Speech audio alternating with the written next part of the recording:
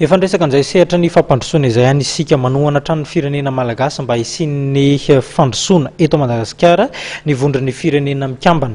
Omaly dia nisy ny fandaharan'asa sy tetikasa 5 nosoniavina teo amin'ireo mpiantsehatra 7 ao anatin'ny vondron'ny firenena mikambana. Ny andindiny mbovao. Fandaharan'asa sy tetikasa 5 no vita sy ny omaly teo amin'ny ministeran'ny toe-karena sy tetim-pivoarana izay nisolotenan'ny firenena malagasy sy ny PNUD, ny UNDCF, ny BIT, ONUDI, FAO, PAM, UN-Habitat ary ny UNESCO. Fandaharan'asa izay mampiseho ny anjara biriky ny PNUD eo amin'ny fampiarana ny drafim-pirenena ho an'ny fampandrosoana.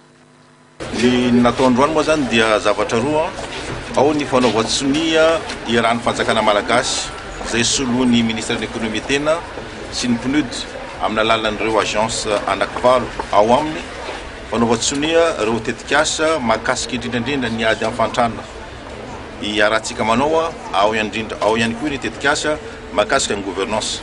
Ireo tetikasa ireo zany no iarahan'ireo agence anankivalo teniko teo miaraka amin'ny fanjakana malagasy tosana mandritra ny 3 taona. Ny zavatra faharoa zany dia ny fanaovana tombanesaka mandritra ny 3 volana voalohany izay tetikasa efa nananao. Mariko anefa fa ny tetikasa rehetra izay natao sonia androany dia sady mifanaraka amin'ny tetikasa ny UNDAF ny PNUD izay tetikasa mifandraika indrindra amin'ny ady fantrana sy ny fandraisana ny fanohanana ireo sokajin'olona marefo amin'ny faritra 5 hatramin'izao aloha misy eto amintsika. Ary ireo tetikasa ireo ihany koa dia mifanaraka tsara amin'ny tetikady entsika ampandrosoana firenena na le PND. Faritra 5 no anatanterahana ireo fandaharan'asa sy tetikasa samihafa ireo dia ny faritra Anosy, Menabe, Analamanga, Atsimo andrefana. Nosoritanisy ny tena maharitra misy olo-toeran'ny PNUD eto Madagasikara fa ireo asa rehetra atao dia ahafahana manamafiorina ny fisian'ny fitoniana sy ny fampiavana pirenena ary kendry ihany koa ny fanatrarana ny fampandrosoana ho an'ny rehetra.